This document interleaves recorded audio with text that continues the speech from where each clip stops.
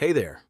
So let me ask you something. If someone handed you $10,000 right now, what would you do with it? Most people would pay off debt, maybe take a trip, buy something they've been putting off. Jeff Bezos got $10,000 from his parents in 1994, and today, Amazon is worth over $2 trillion. Now, before you say, that's luck, or that was a different time, here's what most people completely miss about this story.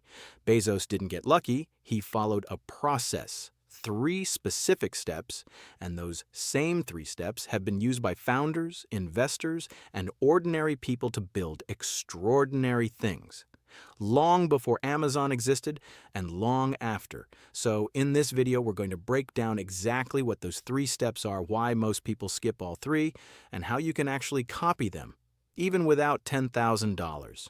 Let's get started. Section 1. The Regret Minimization Framework. The step nobody talks about. Before Bezos spent a single dollar, he did something most people never do. He made a decision using his brain, not his fear. In 1994, Jeff Bezos had one of the best jobs on Wall Street. He was a senior vice president at a hedge fund called D.E. Shaw. Great salary, great future. Everybody around him thought he was crazy to leave.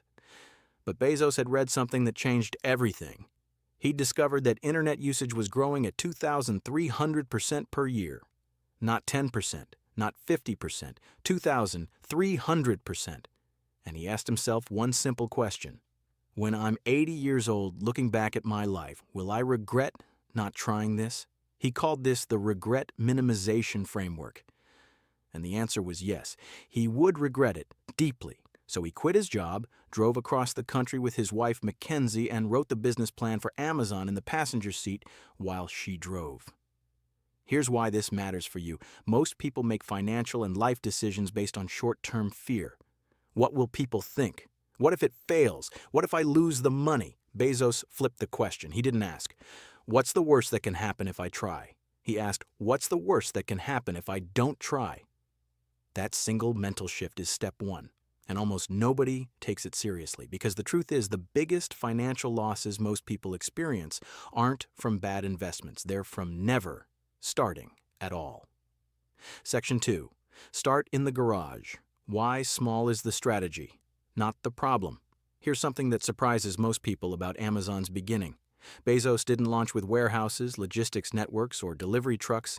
He launched with $10,000, a garage in Bellevue, Washington, and a dream to sell books online. Just books, not electronics, not groceries, not AWS cloud computing. And at first, it was very, very manual. When an order came in, Bezos and a few employees would pack the books by hand, drive them to the post office, and ship them themselves. His parents invested that initial $10,000, and Bezos told them up front there was a 70% chance they'd lose every dollar. They invested anyway. Why books?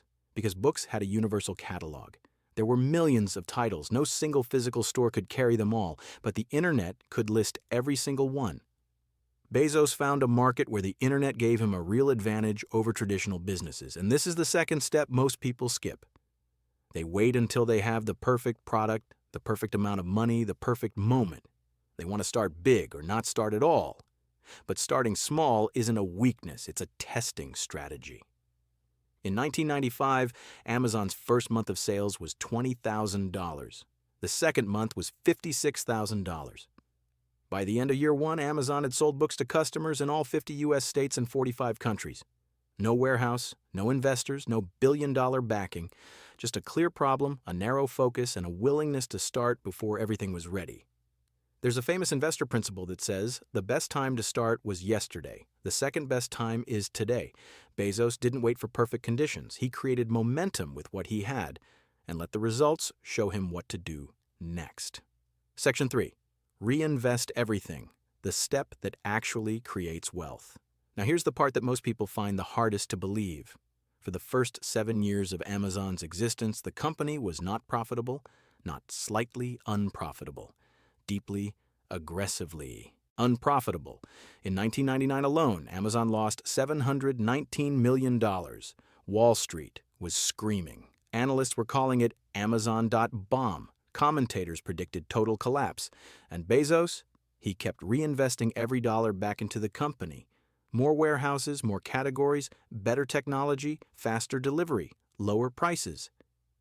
He had a philosophy that almost no one around him agreed with at the time. He believed that if you focus obsessively on the customer, making things cheaper, faster, and more convenient, the business will eventually become impossible to compete with.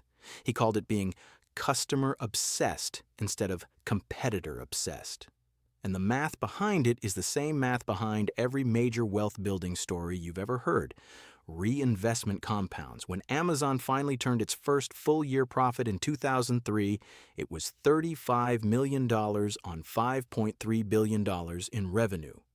Then it built Amazon Web Services, the cloud computing division that now generates more profit than the entire retail business.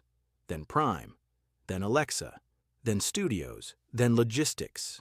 Every new category was funded by reinvesting profits from the last one. Now, you don't need to run a trillion-dollar company for this principle to work in your life. The same logic applies if you have $500 or $5,000.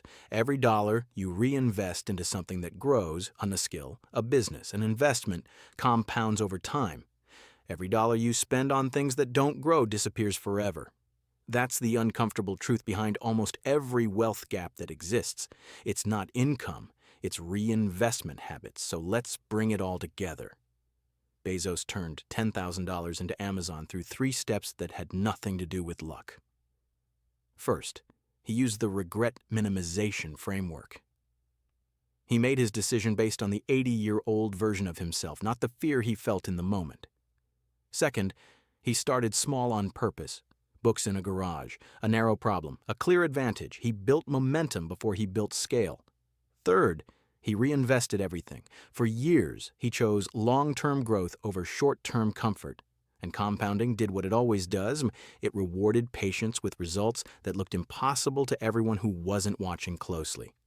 Now, these 3 steps won't turn your $10,000 into $2 trillion. But here's what they can do.